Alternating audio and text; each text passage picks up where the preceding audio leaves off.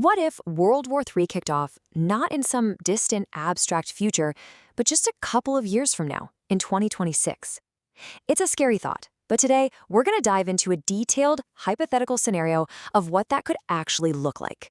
So picture this. The year is 2026, and for the past 5 years or so, things have just felt off.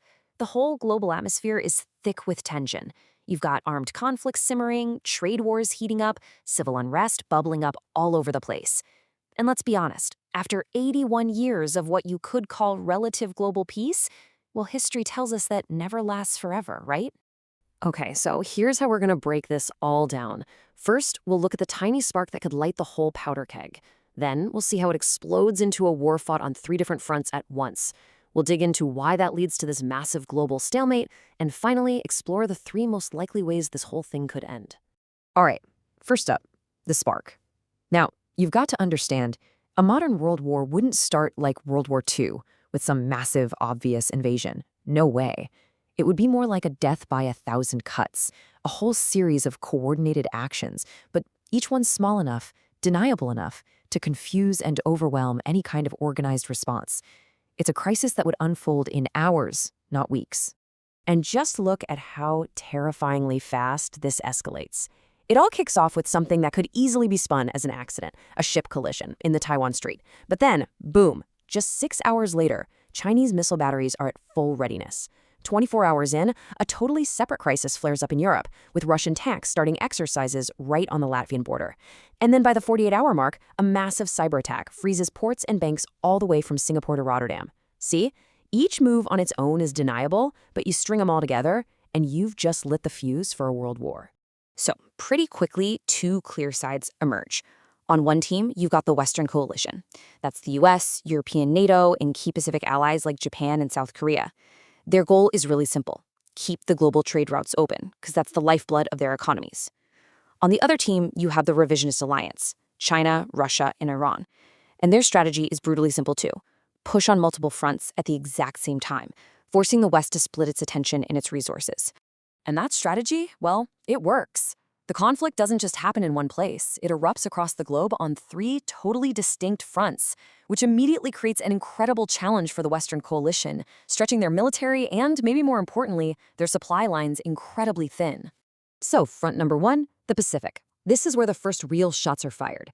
China unleashes its famous carrier-killer missiles.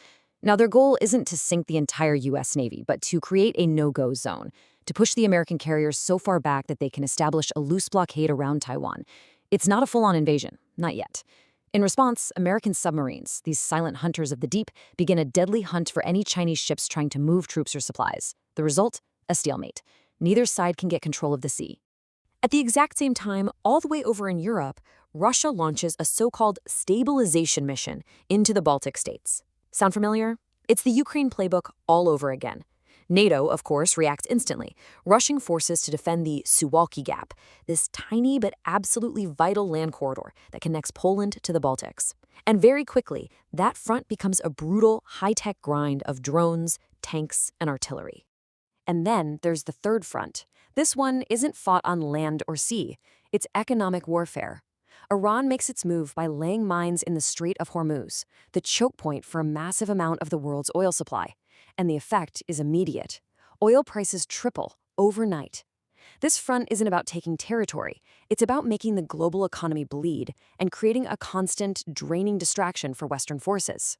So, with fighting raging on 3 fronts, you might expect a decisive breakthrough, right? Someone's got to give. But instead, the war quickly grinds to a halt. And the reason for that is pretty simple. The very nature of warfare has fundamentally changed. I mean, think about it. In the 20th century, war was about tanks and troops and taking territory. In 2026, the real center of gravity is logistics, satellites, and cyber warfare. Victory isn't about planting a flag on a hill. It's about disrupting an enemy's supply chains. It's less about battleships and more about drones and cyber attacks. Disrupting your enemy's GPS is now just as important as sinking their fleet. And the impact of this new kind of war is felt by everyone, everywhere. Satellites get hacked, crippling GPS and navigation. Cyber attacks cause financial chaos and spread disinformation to fuel protests in your own city. And because every single shipping lane is now a potential war zone, fuel and food suddenly have to be rationed globally. The front line is no longer just for soldiers. And this new reality reveals a critical vulnerability. Get this. In just the first 4 months of the war, the U.S. burns through 60,000 precision weapons. That is nearly its entire supply. It turns out that modern industrial warfare is a beast. Both sides are running out of everything: fuel, spare parts, munitions. This war becomes a brutal race of industrial production. And so, after about 6 months, the inevitable happens. The front lines just freeze. Nobody can land a knockout blow. China's blockade of Taiwan continues, but it's not succeeding. Russia is holding small parts of the Baltics, but they can't advance. Iran is threatening the Strait of Hormuz, but they can't fully close it. The war of maneuver is over. The war of attrition has begun. So, if nobody can achieve a decisive military victory, how does a conflict like this actually end? Well, with the world exhausted and economies strained to the breaking point, the conflict shifts from the battlefield to the negotiating table. And that's where three potential outcomes really start to take shape.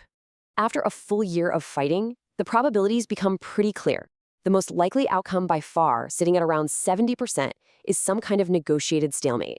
Much less likely, you've got the collapse of the revisionist alliance at 15%. And then there's the collapse of the Western coalition, which is way down there at less than 5%. So let's look at that most likely outcome. A negotiated stalemate isn't really peace. It's more like an exhausted pause.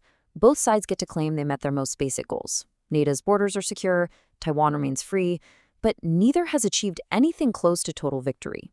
Borders go back to where they were before the war, sanctions ease up, and a tense, uneasy new normal settles over the world.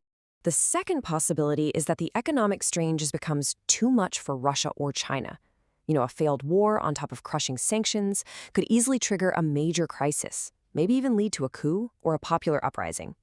New leaders might sue for peace, sure, but the chaotic collapse of a nuclear-armed power would create a whole new set of terrifying global risks. Finally, there's the least likely scenario, the collapse of the Western coalition. And this is considered so improbable because of the sheer economic and military might of the alliance. Combined, the NATO members alone account for over half of all global military spending. That gives them a level of resilience that's just incredibly difficult to break. So in the end, a grim stalemate seems to be the most probable outcome. But this leaves us with a critical question to ponder. After a year of global warfare, trillions in economic damage, and countless lives lost, what would that so-called peace really feel like? And more importantly, how long could it possibly last?